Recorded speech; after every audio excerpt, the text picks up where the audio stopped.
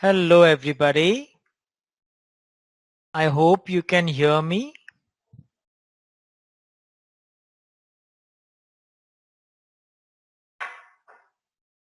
Yeah,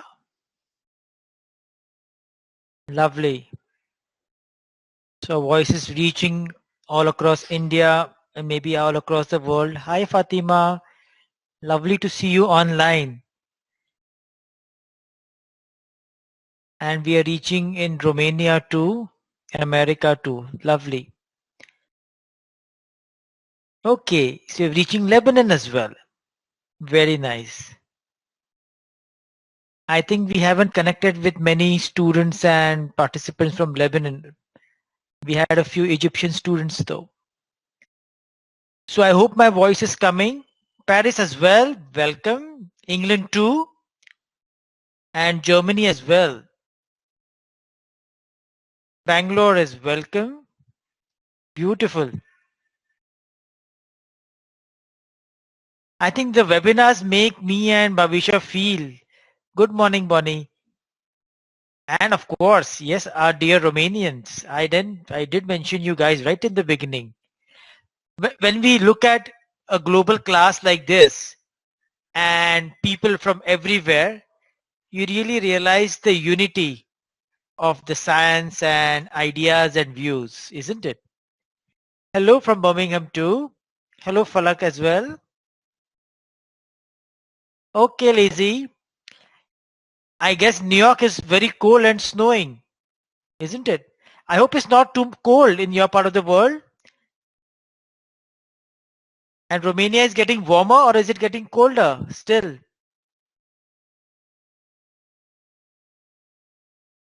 The homeopathic world is the best family. I think there are lovely families everywhere. Homeopathy is one of it.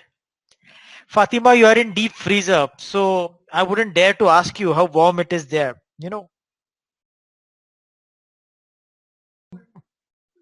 Good morning, Daphna. It must be too early in California, in LA. Good morning, Kelly. Oh, wow. Seattle must be cold as well. Wow, Atlanta. Lovely. Atlanta, I believe, is in the middle of America somewhere. Not in the middle of America, sorry, on the East Coast. Rainy. Ooh, good. So it's good to interact with all of you. And our free webinar, this particular one, has come after a long time. Yeah, the last free webinar we did was somewhere in last year in October, July, or September, October. And after that, we didn't get a chance to do a free webinar. And somehow we find there is a strong need for the homeopathic community to come together, to work together. There are billions and millions of seminars happening, yeah, every other weekend. Hello Marnie. Every other weekend there is a seminar happening, and somehow the feedback that we always got, or rather even we felt after every seminar, is people felt that they didn't know enough, or they felt that, oh my goodness, this is a new journey. Oh, how do we go about it? Or, you know, many a times people would have their morals a little pulled down rather than get excited and too stimulated and start working on it. And Bhavisha and my effort has always been, since the past maybe 20 years that we have been teaching, is to have a lot of empowerment and encouragement, because finally it is we all who have to put our concepts, our views in action and treat people who come to us. So we feel that our seminars or our teachings are ways of empowering you and making you clearer of what you know. Yeah, we all are pretty intelligent, have studied, know a lot of things. So we are here to connect those dots, share our experience with you so that you are more surer in your prescription. And that's the reason why over the years we have shared various views on various platforms. and the latest map that I and Bhavisha have been so much excited about, bringing the plants, the minerals and animals all together on the same grid and prescribing that has been exciting. And Ekayan seminar last year was just a teaser where we put these concepts in action to share with our Indian audience especially. And with the global audience, we have been teaching these for the past few years. And today's class is to take all of us a step beyond. You see, every time that you come up with a concept, you're trying to improvise on it, make it simpler, making it simpler for ourselves for prescribing. And when we are able to do that, we like to share it with the class. Yeah. Rather than keep it to ourselves that, oh my goodness, I don't want to share it. I would rather share it with everybody and throw it open so that all of us can learn and use it. And that's how newer remedies, newer concepts, and newer ideas come, and the science keeps growing. That's the whole philosophy. So with that intention in our mind, in our hearts, we'll have today's webinar where we will share some of our concepts and a couple of cases to share with you how we work and how have we been working lately. Hello Noga and Grace and Marnie and Rosemary. Hello all of you. So, a lot of our regular monthly tonicies have joined the webinar, and it's lovely to see all of you connect with us for so many years, time and again. That's wonderful.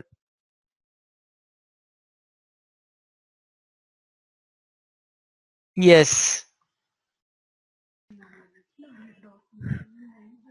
I don't know how to pronounce your name, Dot. I got the dot. I cannot. Your surname is beautiful, but it's a little challenging for me to pronounce. So welcome to the webinar. Kelly, welcome. Yafat, welcome.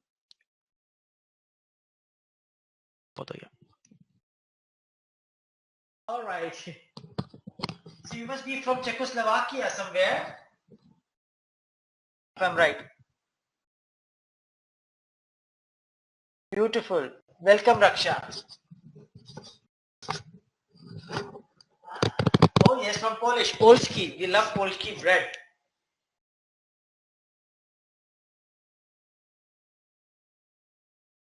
The Polish and the Russians and the Americans, they fight over, not Americans, the Europeans, Germans fight over who has made the best bread on earth.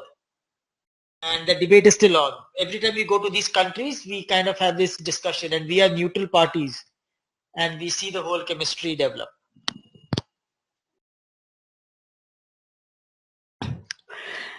Okay, so hello everyone.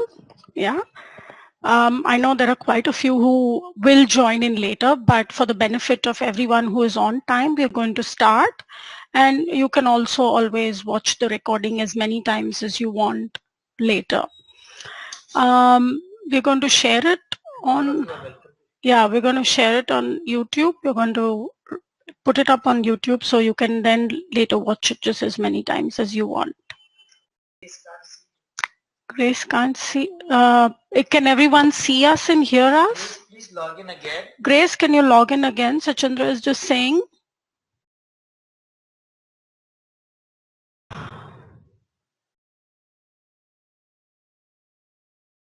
Oh, but I'm in the frame. Never mind, you're seeing the better part. Don't worry. Carry on. So Sachandra says, Grace, you're seeing him. That's the best thing. Don't need to see me. Okay. You know, the idea of the map, before I go into the map, I just want to tell you why did we want a map? Because in the last 22 years that we are teaching, also practicing, what we always felt was that everything was so haphazard, yeah, and case taking, materia medica, everything was like a shot in the dark, you know. So we have this beautiful science and we all know that it works and we are also confident about it, yeah. At some points of time it has also touched us in various ways, so we know that it works, and yet when we have to start practicing as homeopaths, all that confidence fizzles away into doubt. And then we're doubtful whether we're asking the right questions. We are doubtful whether we're taking the right rubrics. We are doubtful that if this is the clump of rubrics we have taken, is this going to lead us to the right remedy? And if this is the remedy we are choosing, is it going to give us the right results? When the patient comes back, we are also doubtful of our second prescription. So the idea of coming to the map was to try and erase these doubts and try to make a kind of a foolproof system. Yeah, hello Mitch. To try and make a kind of a foolproof system where we do not falter, and that we raise our level of confidence and that we are more and more sure of prescribing the remedy. Yeah, and that we make the most wonderful use of this science. Yeah. Most of the times, maybe we don't know what we have to ask for even. We know that it works, but we don't know in materia medica or in the case taking, what are we looking for in the patients? Yeah. So it's to erase all these doubts in case taking as well as in materia medica that we came up with this idea of the map. And it's not something that's new. It's something which has developed slowly and gradually and with clinical experience and clinical verification over these last 25 years. Yeah. What's interesting is we didn't even realize, we kept saying we have to map it, we have to map it, we have to map it. At some point, we started working with minerals first, then with animals, and then plants. In between came the nosodes. It was only about in 2007 where we realized the minerals, plants, and animals, all remedies could be put on one grid. But it was only last year that I realized that the map actually has all the three. The word itself has all the three kingdoms within itself. The mineral, the animal, and the plant. Yeah, so it's wonderful. It's a map where you have all the remedies and you also have a map of case taking so that you know how to navigate. Yeah, please log in again. Can everyone hear me? Okay. So the so the map is a navigation for case taking as well as materia medica. And so how do we use this map? Now comes the whole concept of the map.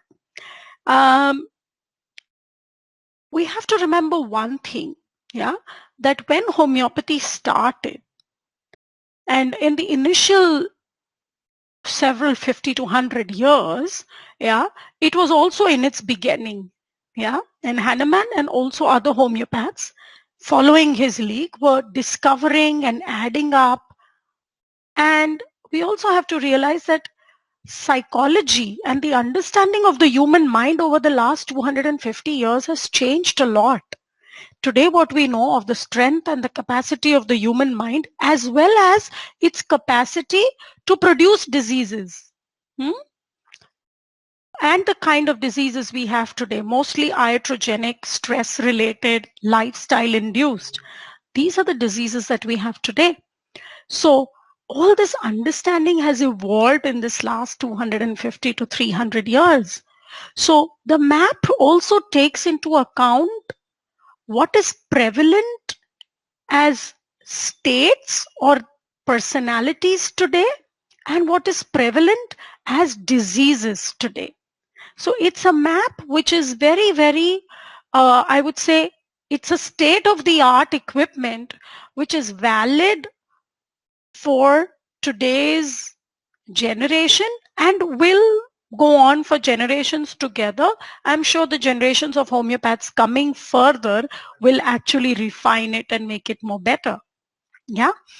So what the map does is it puts plants, minerals, and animal remedies, but not just their symptoms or their negative side.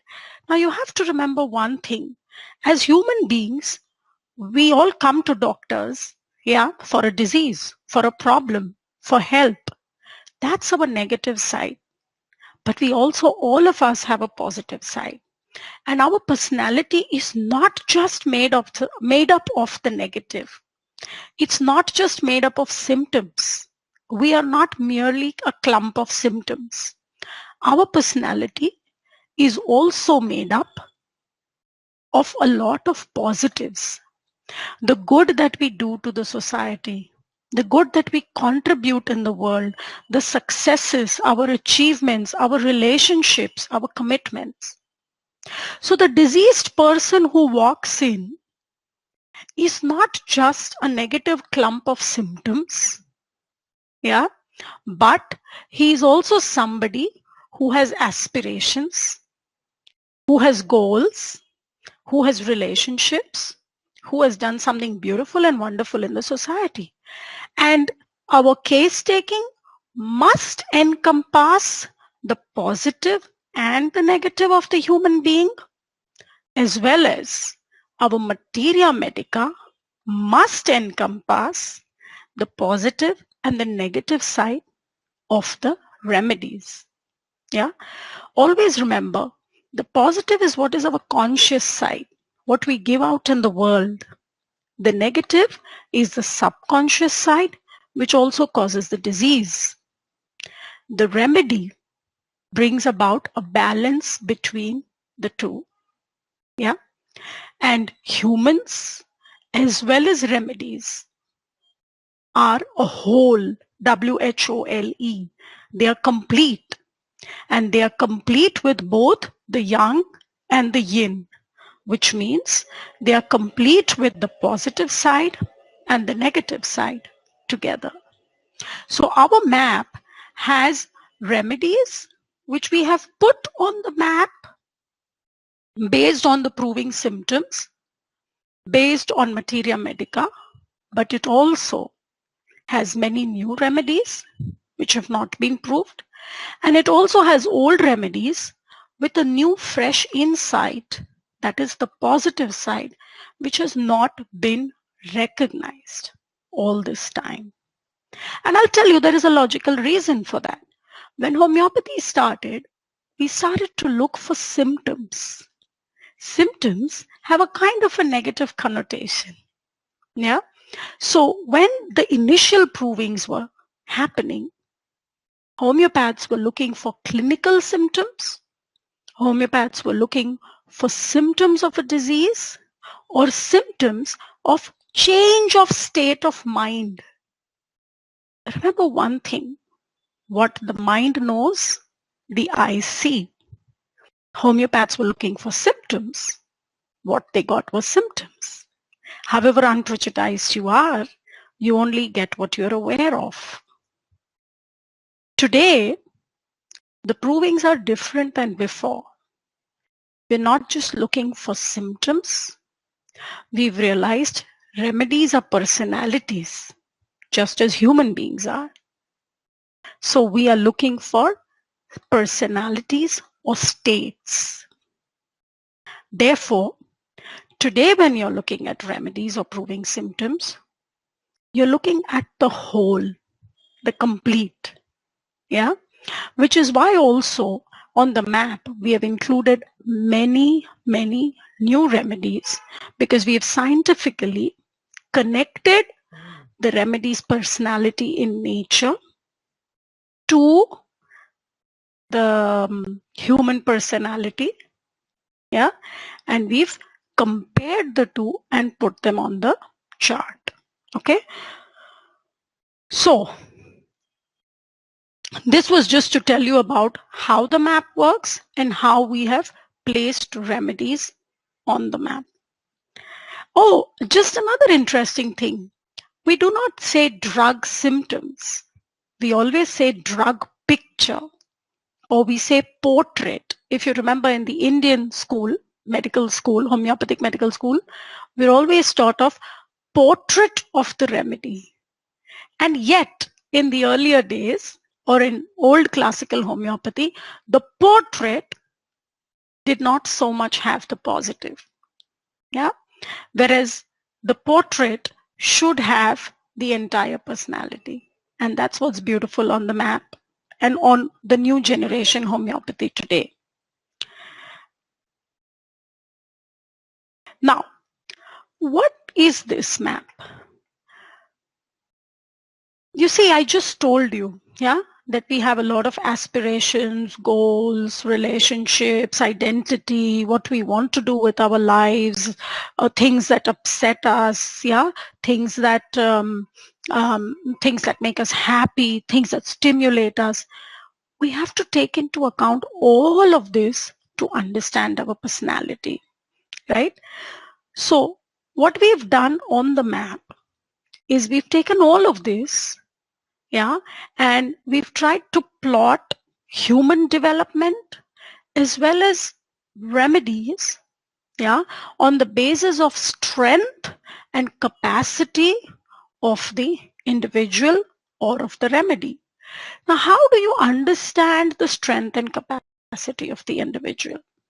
Yeah, through the social facets of the person's life, through the aspirations, the disappointments, the way he deals with his everyday life, his pace, the way he works in life, his interests, his hobbies, yeah, his likes, his dislikes, right? And all of this will then bring out the entire pattern of the human being. Now, this is similar to the questioning we did earlier in the past. Yeah, if you look at the old classical case taking, we did ask, what are your fears? What are your dreams? You know, what are your likes and dislikes? Do you have fear of heights? Do you have fear of water? Do you have fear of the wind and the storm? But we kind of made it very symptom, yeah, or a kind of an issue-based case taking, yeah, that this is the symptom or this is the fear or this is the anxiety.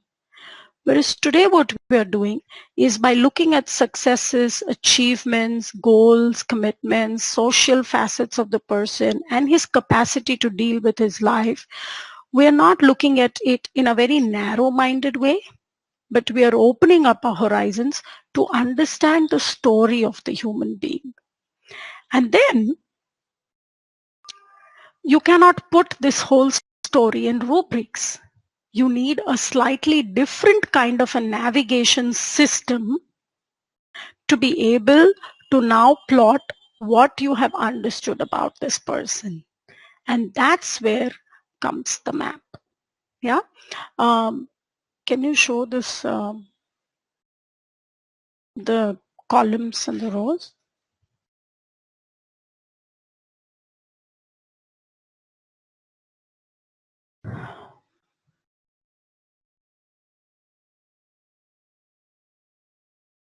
The one that you just uploaded.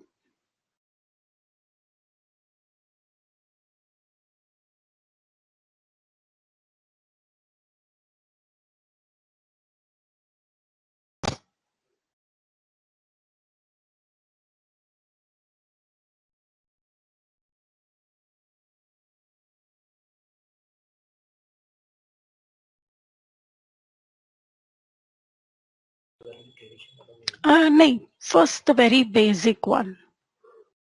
Yeah. So the capacity of the person. Yeah. Now you can see here, I also have it on my computer, so it's easier for me to speak to you like this. Yeah. There are 7 levels of human development. Yeah. From the very basic, primitive, unidentified ego and unidentified boundaries, which will be more in level 1 or 2, and going down to very strong capacities, strong egos, um, I would say strong ambitions as well. Yeah. So these are the 7 levels of development, and remedies can also be graded on these 7 levels. And then there are 18 different ways of how we try to bring out or to bring these aspirations into reality, or how we try to live our delusions in reality. So the columns, as you see from 1 to 18 here on the slide, talk about your capacity to go through life, to handle your problems, to handle or to succeed or to look at your failures.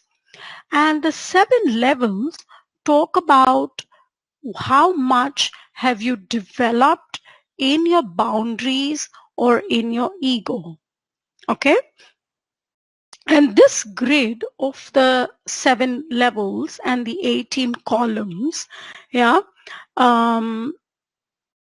is basically the same as that of the periodic table.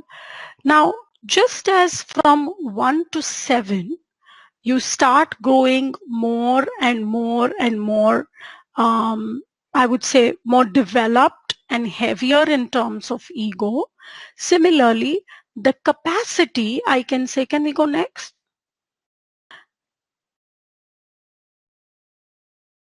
Yeah.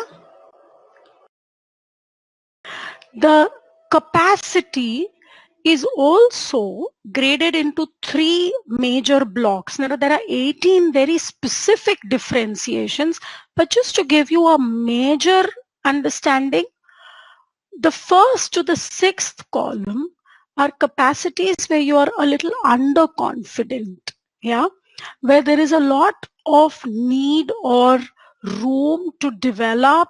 There's a lot of insecurity about one's capacity.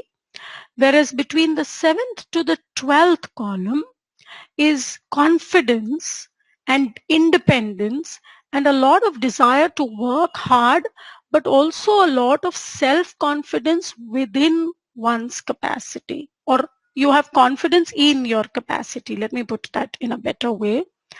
Whereas column 13 to 18 are a little bit overconfident about their capacity. Yeah, so there's underconfident, which is the yellow bit, the red bit, which is the confident and the working hard, whereas you have the overconfident bits who are so outgoing and so overtly,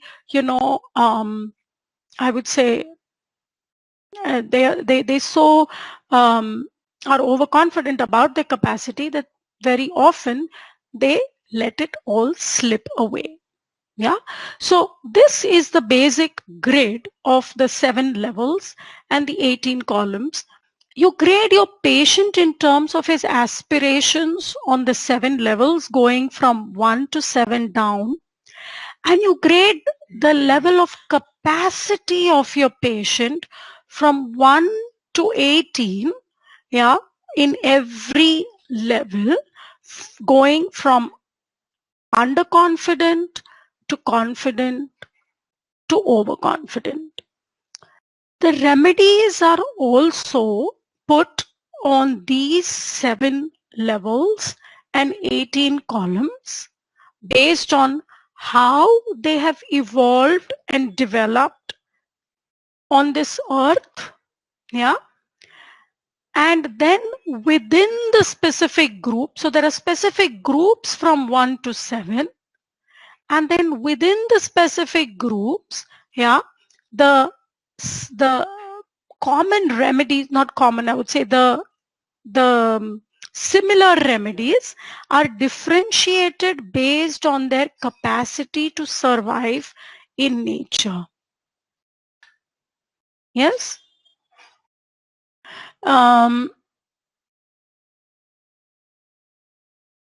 Okay. Now this is just the basic grid.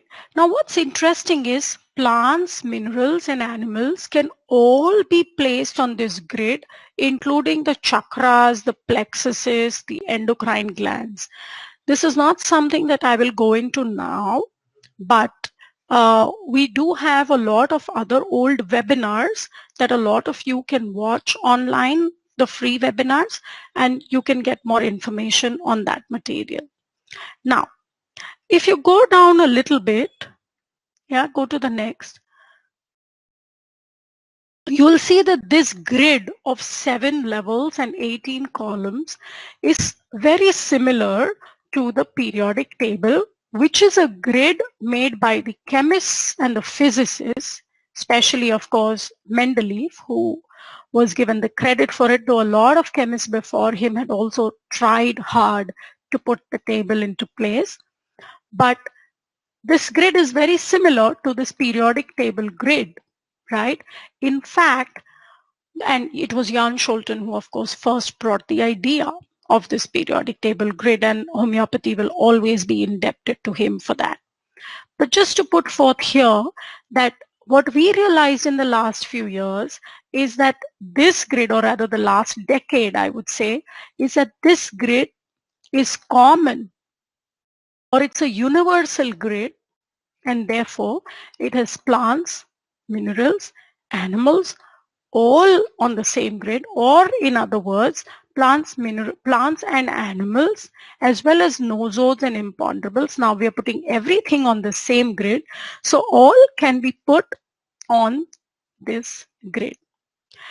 Now, to give you two examples of our map, I want to go into two short cases which will tell you how we use the map, because that's what you want to learn. What is the map and how do we use it? The charts that we are bringing out and all of this. Do you want to just tell them about the events before I go into the cases? So Sachinda wants to tell you about a few events that will be coming up soon. But after that, 2-3 minutes of his telling that, I'm going to go into the two cases for today. Yeah.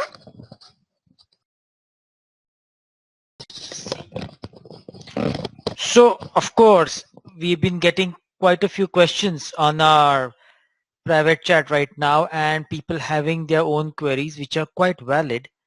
We'll try to answer some of them as the webinar progresses. But there can be many questions because we are at times opening a big box. So this need for addressing the audience and interacting with them has always been very strong. Hence, we have made our own webinar series, which has been going on for the past 7 years. It's unbelievable. Yeah, we just started it off to interact and meet with our friends and talk to them and share to keep the energy going on throughout the year.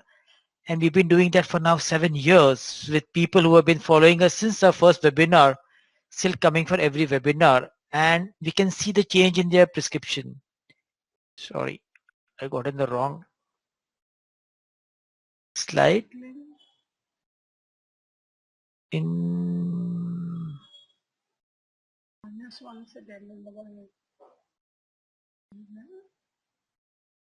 just a second.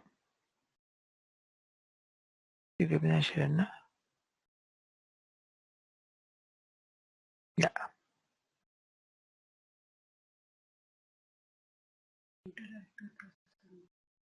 So we are having a next webinar series beginning next month. Many of you are already part of it. The others who are wondering are welcome to join it. It will be 2 hours every month of intense interaction with a case being solved. The details are available on our website, and our focus this time will be on failed and difficult cases. Yeah, we have a lot of failed cases. Everybody who fails in their cases sends them to us. So eventually we get a bag full of failed cases that we work on. So we'll be sharing our work on that. So you're welcome to join it. The links are all available on our website. Yeah. We'll be meeting some of you. We've been asking about the weather right in the beginning of the webinar for the simple reason we'll be there across in 2 months time. And we hope that it is a little warmer than what it is now. So the whole map, and we are going to explore every case that we have worked on this particular map with the gradations, with the charts that we have made. We want to share that, and we'll be bringing them to our seminars this time. So what Bhavisha and I have done, yeah, where did it go? Yeah. So what we have done is we have made a chart. I don't know if you can see it. I don't think you'll be able to see it. We made a chart. So we have graded all remedies, and the use of that we'll be sharing with you soon in today's class. We have graded all remedies, and we'll be sharing how to use that. And we'll be bringing our first charts in Hudson, and then we'll bring on to all these places. So join in for this event to take this live understanding of using these charts and immediately coming to a prescription much faster than being lost. So join us in Hudson, Berlin, New York, Budapest. I confuse always between Budapest and Bucharest. Bucharest, and of course in Belgium.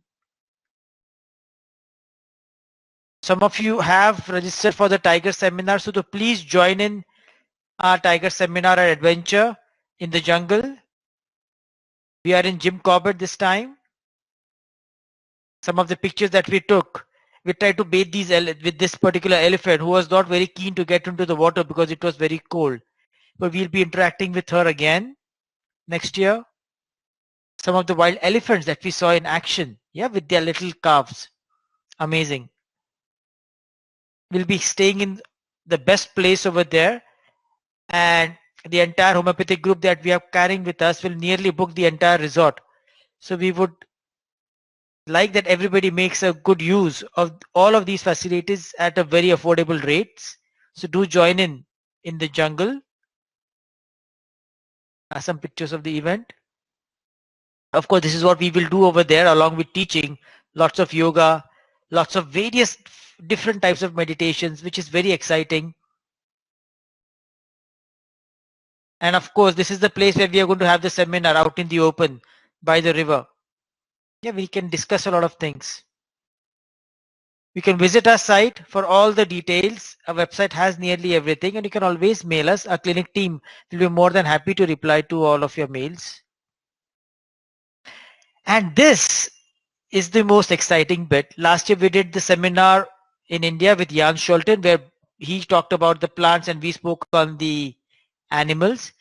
We put the entire seminar in a book form.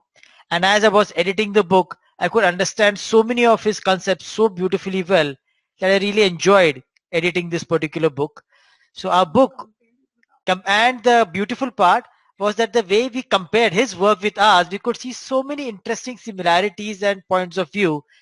And the best part was when we, Bhavisha and I, tried to solve Jan's work and share with him that, okay, this is how we are trying to solve your work. Are we correct?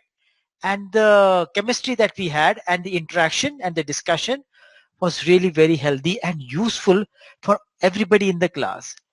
So we wanted to share this work with the entire world. It's a one-off book where both these theories come together in the book form. So this book will be released in about 2-3 weeks time, and it will be available for all of you to read and to learn and to use in your everyday practice. It's about 300-page book, and of course it's going to be Hahnemann's 263rd birth anniversary soon. So this book will be released on that occasion. So make good use of all these opportunities, keep interacting with us. Of course, we'll be doing a lot of free webinars. Those of you who can't join any of these events, there will be free webinars happening. For those who are interested to have a boost and a strong dose, do join us. We are happy to share our views with you.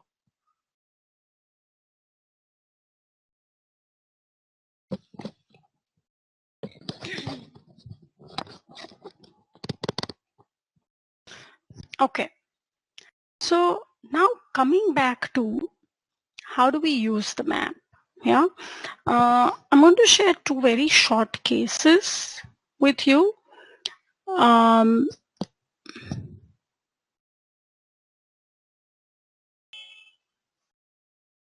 This was the child, I think it was about 2 years ago, yeah, that he's come to us. And the child has autism. It's not very severe grade, but it's a mild grade autism. He's 4 years old with learning and speech difficulty. But the parents had observed that he had problems communicating, or that he did not connect to people around from a very early age of 9 months. Yeah, it wasn't specific to any vaccination, because usually you have a history of after an MMR. Yeah, but in this case, even before the vaccines, the parents had really seen that there was something, and they kept waiting that as the child develops, yeah, they would start to see some improvement.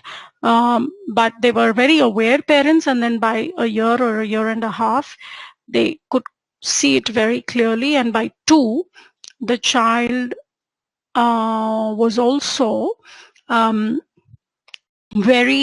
2, he was, by 2.5, they started remedial work and, trying to help the child a little more. The child was then brought to us because the father was told about our work in homeopathy and our work with autistic children.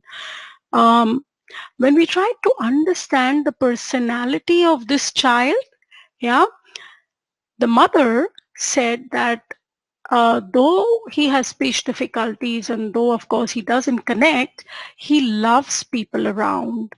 He's an independent child, but he loves to have people around, and he loves to have his brother. The child has an elder brother and often follows the brother, loves to do what the brother does, and he kind of looks like a child who is someone who really likes interaction and loves to be with people.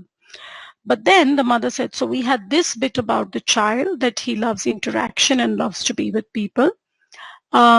He also, which is quite peculiar to an autistic child, he also likes in a way to be in a company, or to, even if there are new people, he will try to be part of the group. He will not communicate, but he likes to be in the room. He likes to be in where there is, all the happening things going on. But the mother says he's also quite independent. Yeah. The one thing peculiar about him, there's not so much you can get in autistic cases. Also, that's another difficulty. But as we explained the mother and as we tried to probe more into, tell me a little bit about his reactions, his daily behavior, and what do you find important and interesting about him, she said there's one thing, that when I, or when the remedial help, the teacher, or when my husband, if he try to change his routine, like if he's having a ball and we say, okay, enough, let's take the ball away and let's play with something else.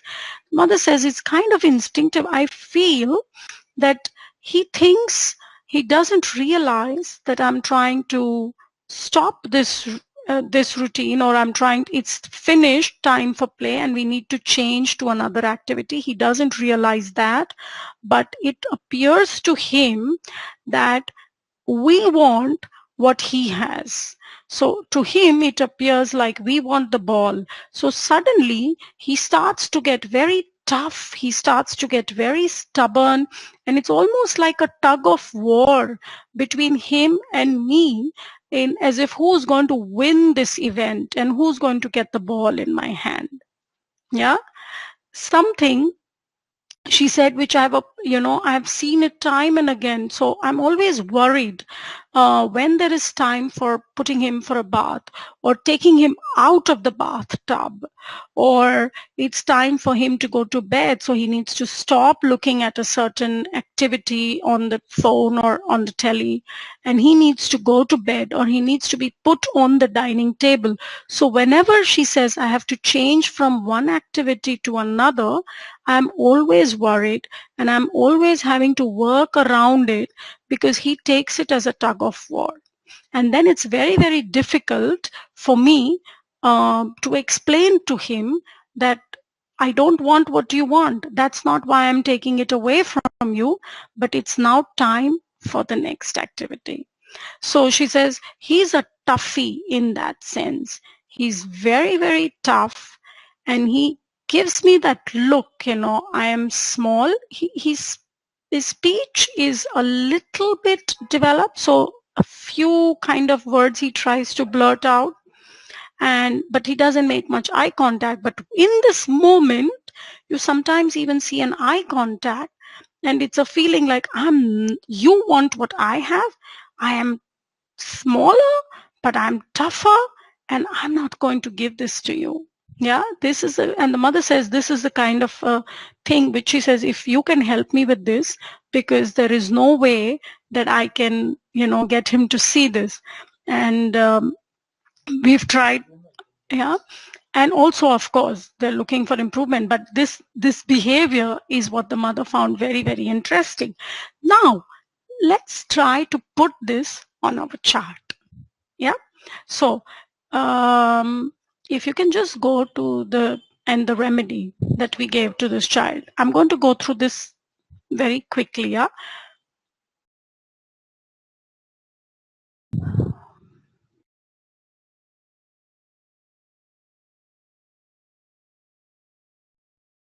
Mm-hmm.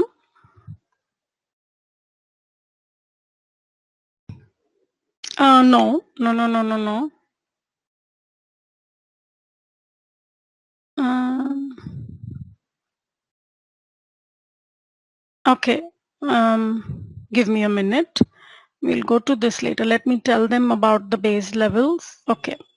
Now, you have to realize that in the animals and plants, I'll show you that bit in a minute. In the animals and plants, in the minerals, the grid is very simple. It's 18 columns and 7 levels.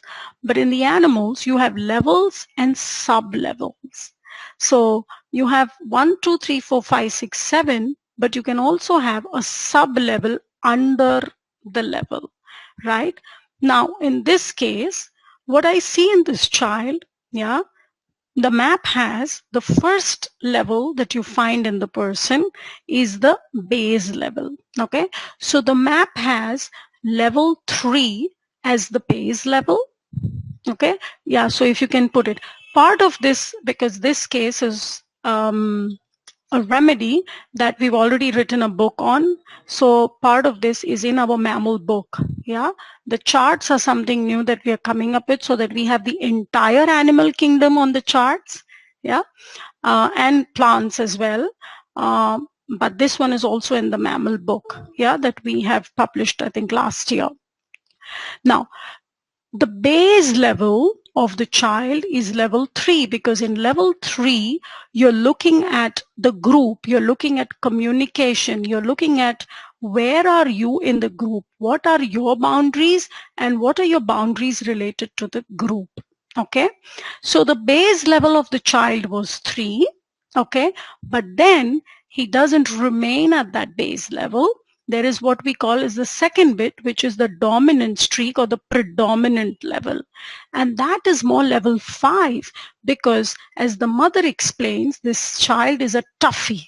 Huh? This child is very strong. Yeah. So the predominant level is level 5. Yeah.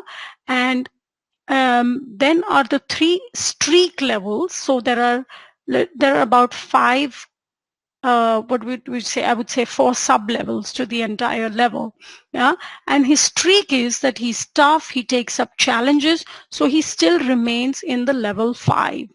Now, the base level helps me to come to the kingdom as well as the sub-kingdom. Okay. Um, I would say more the sub-kingdom, because you can have all 3 kingdoms in every human being. You can have the plant in every human being. This is what I believe, Sachindra, and I believe sincerely today after having seen several cases. There's also an animal in us, and there's also I wouldn't say there is an animal, plant, or a mineral in us. There is a pattern in us which can correspond to a plant remedy of that level at some point of time in life, to an animal remedy of the same level at some point of time in life, and to a mineral remedy of the same level at some point of life. So on this grid, you have the plant, the mineral, and the animal.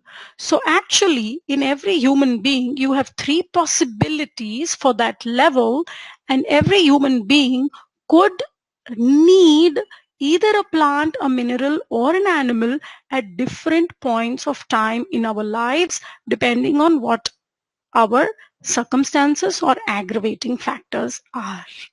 Okay.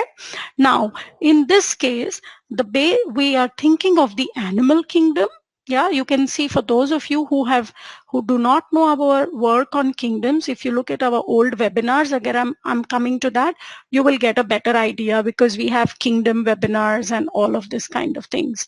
But coming back to this, we're looking at an animal kingdom.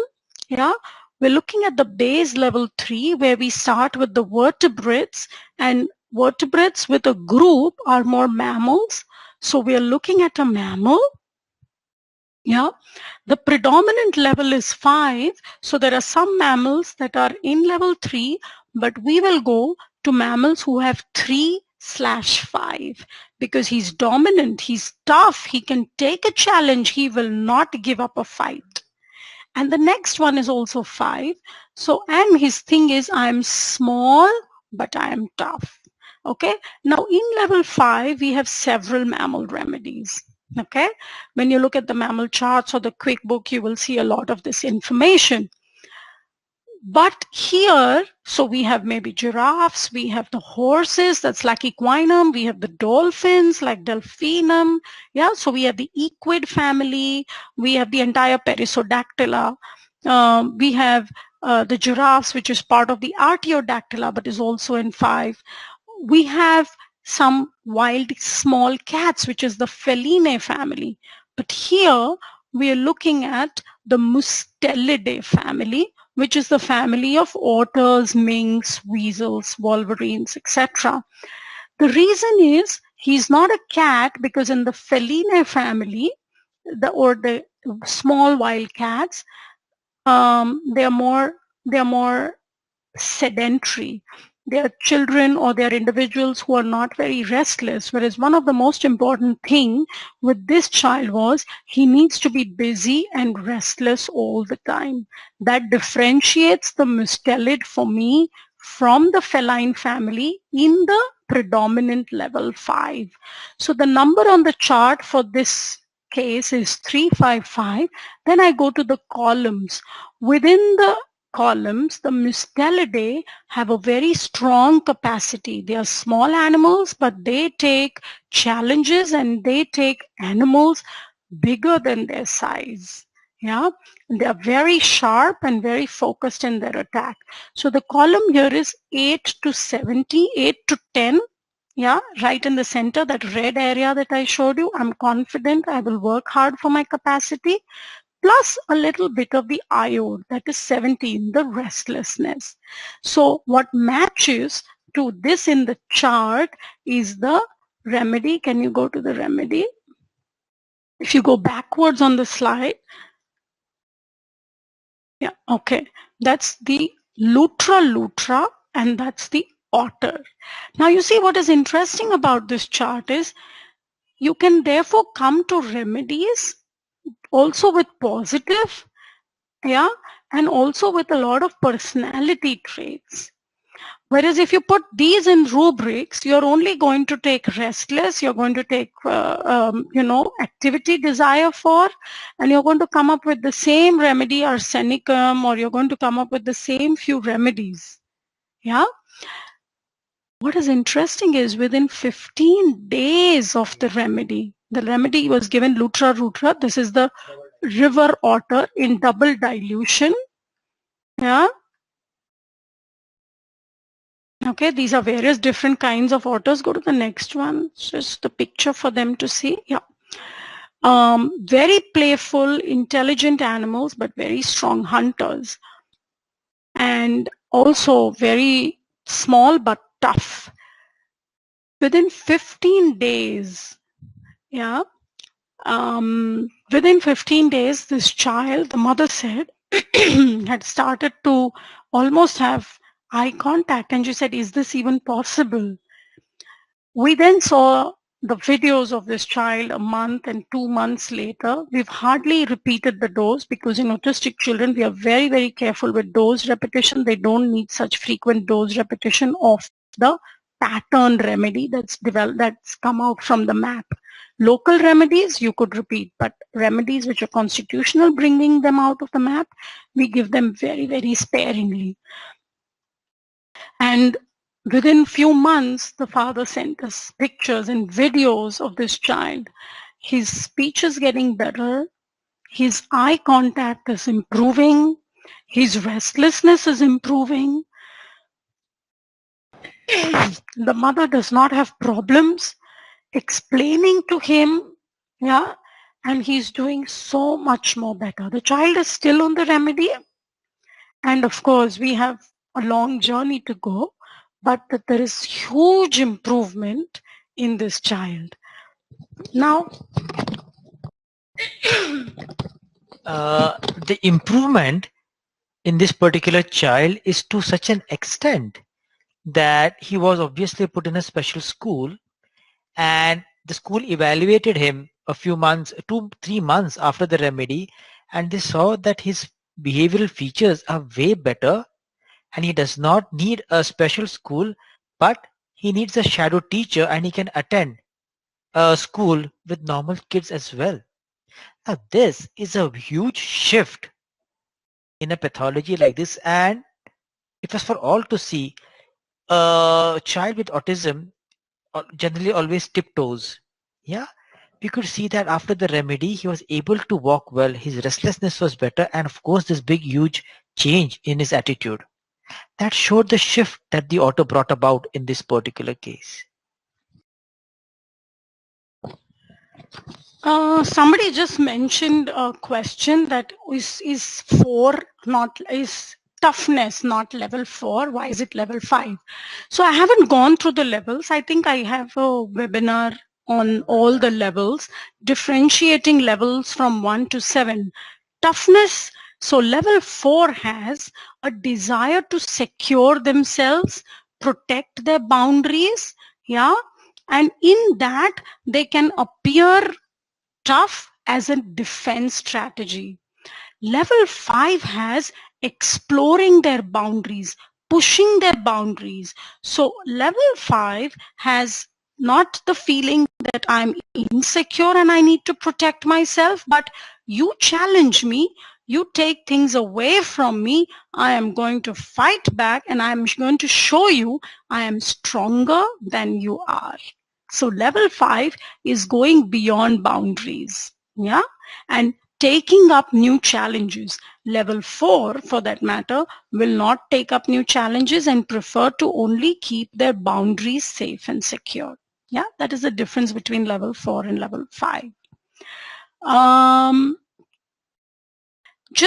I think we have just 5 minutes left. So I wanted to just share another very short case where you see all the 3 kingdoms in one patient. Yeah. This was a woman who we had seen way back in 2007 or 2008. It's an amazing case. And she had come with vertigo, and she was about 53 years old at that point of time.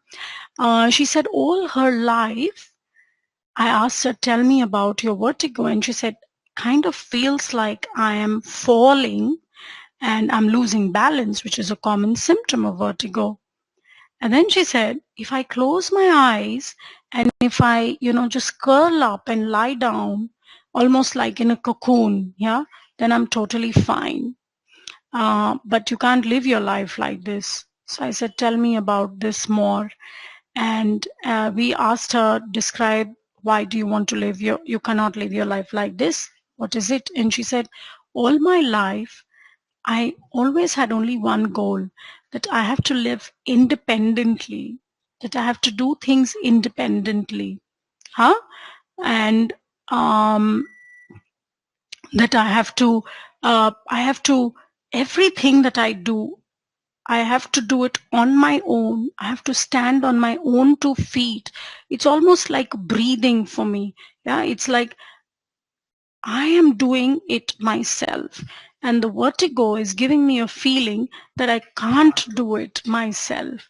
I raised my children. My husband was always on a traveling job. I raised the children. Of course, I would ask him and he would tell me what is to be done or things, but I would do it. So the physical doing has to be by me. And that gives me a feeling of strength about myself, that I could stand on my own 2 feet. In 2008, we didn't have the map. Yeah, but we did have this idea of the periodic table was very, very clear. And what was interesting then is we gave her the remedy oxygen, which is column 16, row 2, because level 2 has to do with finding your bearings, finding your physical bearings. Level 3 has to do with finding who you are with respect to the world. Yeah. So I would say, putting in terms of boundaries, level 2 is just forming your boundaries and wanting to kind of do things on your own rather than taking help. That's level 2. Level 3 is trying to find what are your boundaries, what are others' boundaries. You versus the group is level 3. But level 2 is what can you do? How can you survive? Trying to, what I would say, trying to, trying to see how to make these boundaries. Yeah. We gave her oxygen, as you can see, column 16, level 2, and she did brilliantly. Yeah. Within a month, there were no attacks of the vertigo, and for years together, she was symptomless. What was interesting is, if you show the picture, she had a little tattoo, which is very peculiar for an Indian woman to have. She had a little tattoo on her body, and I asked her, what is that at the end of the case? And she says, that's a symbol of freedom. So I said, tell me about freedom. And she said, freedom is the fact that you are on your own. It's the same thing. You're standing on your own 2 feet. You're on your own, and you are free. And to be on my own is to be free. And that is why I have tattooed this little butterfly, because for me, the butterfly is in a sense of freedom, or a symbol of freedom. And it was, so I tattooed it on my hand, and it reminds me that I am a free soul. I said, wonderful. What has oxygen got to do with this freedom? Anyway, she was doing brilliantly. This was on one of the follow-ups, or I think at the end of the case. Then, and I said, okay, we'll find a reason for this butterfly at some point. Of course, oxygen explains it beautifully, yeah, because oxygen is the freedom to breathe on your own, the freedom to be on your own. And there she was. It was, I think, in about 2015 or 16, something like this, or I don't remember when, we saw her again. And this time we didn't see her directly. She was already traveling. She was in another country. So she got in touch with us, and she said, but another homeopath would deal with me. So would you just tell them the remedy? And so we had a Skype kind of a thing, and we spoke to her. And then we gave the other homeopath the remedy name and said that this is what she needs. Now, the point is, we said, so tell us what is happening now. And she said, I have arthritis. She's about 61 now. It's about 7 or 8 years later. And she has age-related arthritis, pain in the knees, pain in the joints. And again, it's the same feeling that I'm going to be dependent. I'm not going to be free. This time, however, when we went further, she said to me, so it was still the level 2, the base level 2, but this time she said she talked much more of freedom, the feeling that the arthritis is going to trap her completely, trap her in something small like a cage, like a cocoon. She can't travel. She said, earlier I used to travel a lot. Now the travel is restricted. She says, I've always been somebody who does things, who's on the move, who's on the go, and the arthritis has totally restricted her to her bed. And she says, I've always been somebody who's very creative around the house, who loves to do a lot of things. And, now I'm living with my son, and my house used to be beautiful, quaint, with lots of lovely little things all over the place. And of course, I'm living with my son and the daughter-in-law now, and I live at their terms, and the room looks very different than what it used to look before. I mean, this room is different, it doesn't have the colors I want, it doesn't have the brightness I want. I want to personally put some lights, I want to personally paint it up, but I don't have the physical capacity. So this time what we took was, can you go to, no, yeah. We took the base level is still 2 because she loves to be on her own. Then the predominant thing in the base level 2 was also, that's 4, was that she, I didn't come to that whole bit where there's a lot of fear of security and fear that, she's dependent on the son, and that there is financial and those kind of insecurities. There's a need to keep doing a lot of routine things, so a lot of that brought us to predominant level 4. But the streak is, there is a love for travel, there is a love to do different things, there's a love to paint and do all these creative things, which is the streak level 5. Yeah, we will not go into the other streaks because this is about differentiating the whole chart of the entire kingdom Animalia and every little sub kingdom. So I'm not going to go into that. It's too much for a 1 hour session. But so the base level, when it's 2, then that's the subkingdom Arthropoda or the phylum Arthropoda. The predominant level 4 is the class Insecta. Okay, and then is Endoterygota, that is streak level 1 and streak level 2, and that is Endoterygota, which is the insects that undergo metamorphosis. And streak level 1 is Endoterygota, which is insects that undergo metamorphosis. But streak level 2 that you see here, which is also number 5. So you have 2, 4, 5, 5. The second streak level is the creativity. All insects in Endoterygota are not creative. You also have ants and bees, which have a slightly different feeling. So the ants and bees are Arthropoda, Insecta, Endoterygota, but then they are Hymenoptera, which is a different family. Whereas here, because of the creativity, we come to Lepidoptera, which is the creative family of butterflies. The column is 5 and 6 because they do have the capacity. They are between the underconfident and the superconfident. They are somewhere in between. They are that last link, yeah, the 6th column. So what we gave her was the remedy. California sister, the liminitis bredowi. Yeah, and you have a picture of this one. Now, what is very interesting here is Liminitis bredowi has the base level 2 and Arthropoda begins from 2. And then under that is all the subclassification and, is the level 5 themes because there are many other arthropods as well. But she was given oxygen from base level 2, yeah, and she's given butterfly from base level 2. And what you see on her arm is the tattoo, or on her body rather, is the tattoo of the butterfly. Yeah, so you see a connection between the mineral and the animal. Yeah, but you also see how beautifully you can see and chart her vulnerability. She feels very, very vulnerable and small about herself, which brings us back to level 2. So you see her vulnerability, her strength, her capacity, everything being understood on the chart. Of course, she did very brilliantly. So then we were in touch with the homeopath and with this woman, and she did brilliantly on this remedy in a 30 potency. That's what we gave her because we had to repeat it for the arthritis. So we chose a lower potency when you want to repeat it too often. Okay.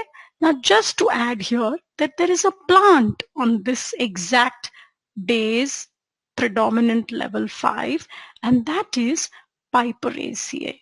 The remedy Piper methysticum. So if at some point of time she needs a plant remedy, she would need the Piper methysticum.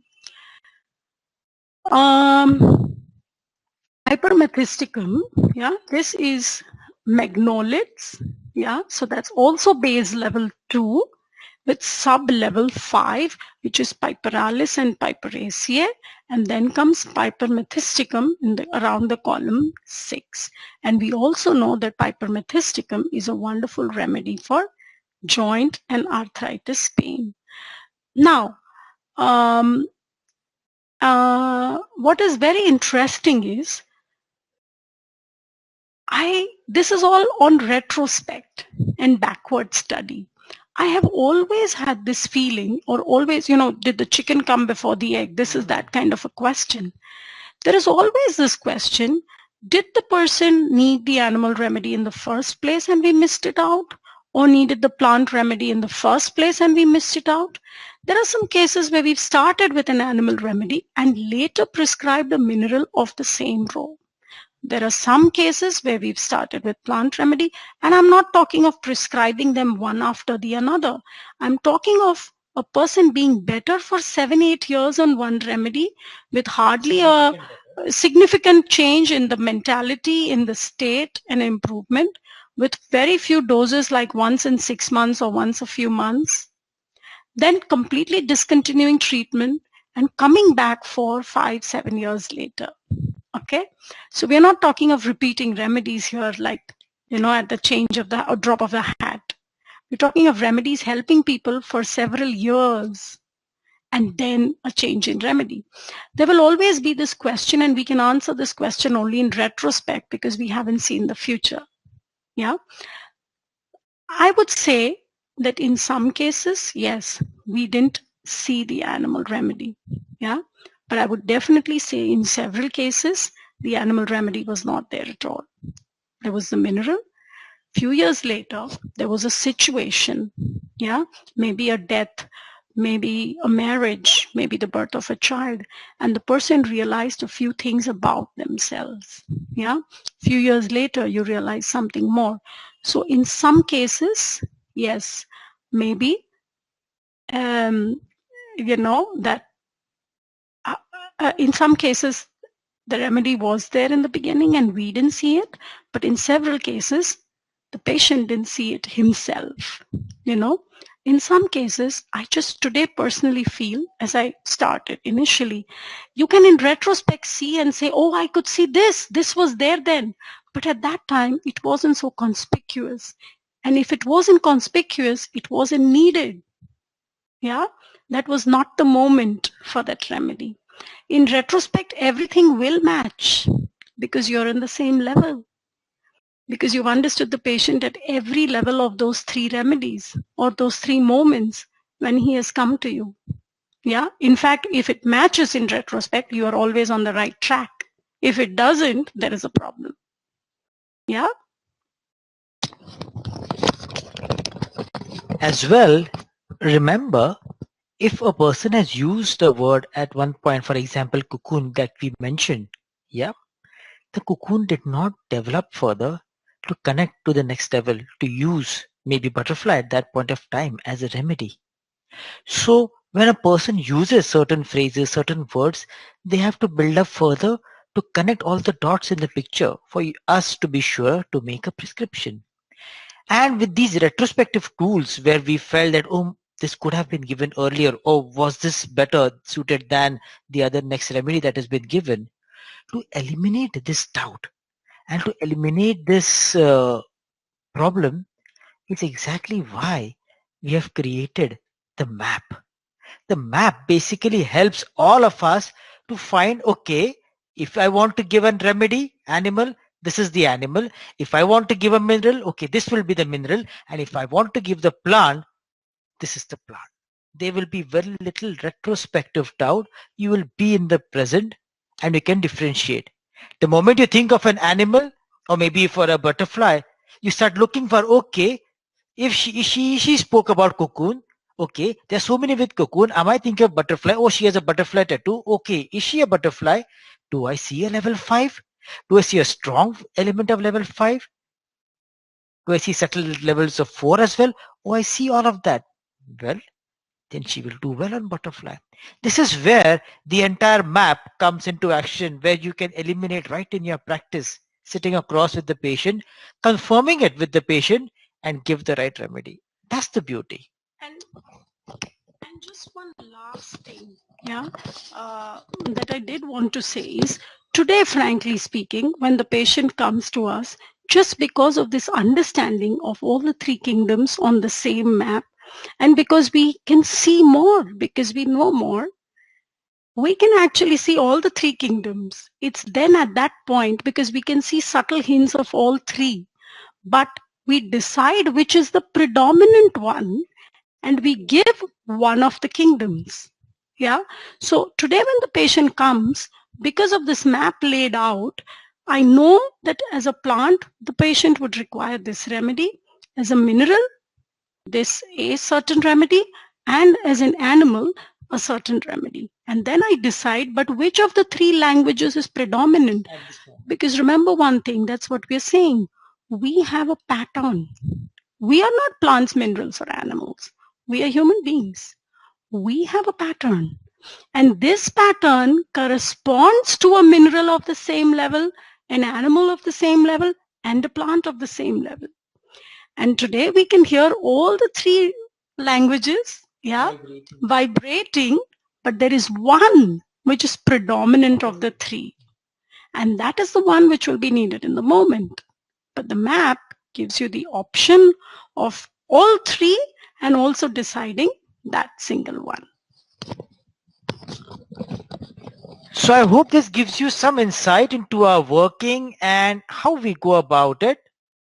And try to see your cases, try to spot the animal, the mineral, the plant in your cases at the same time, differentiate them. Listen to our previous webinars that will give you an insight into the levels that we talk about and the various kingdoms. Use that and test it out. I think we had the links published in 2015 where we had introduced this level of comparison and understanding using the map and the mammals way back 3 years ago. People from all over the world shared their cases, worked out their cases, and we published that in the links. The whole links issue, homeopathic links issue of June 2015 was based on our work. So this is where we have been able to connect to the community and bring people together, use the system, use the approach, see the results. It will work in every practice and it will give you wonderful results. Yeah. See you again on this same platform or in your country or online in the monthly tonic.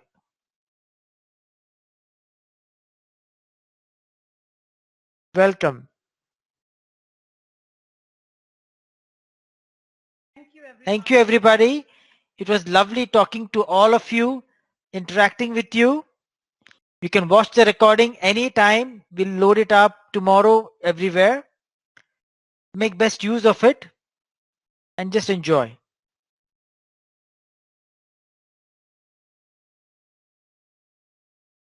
Bye, everybody. Bye, Fatima. Bye, everybody.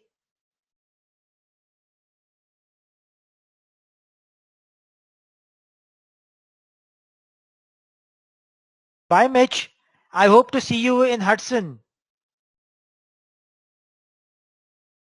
Bye, Grace. Bye, Raksha. Bye, Rochelle. Bye, Natasha. Bye, Rosemary. Bye, Dr. Supriya. Yeah. Bye, Dr. Sudha. Bye, Jyoti.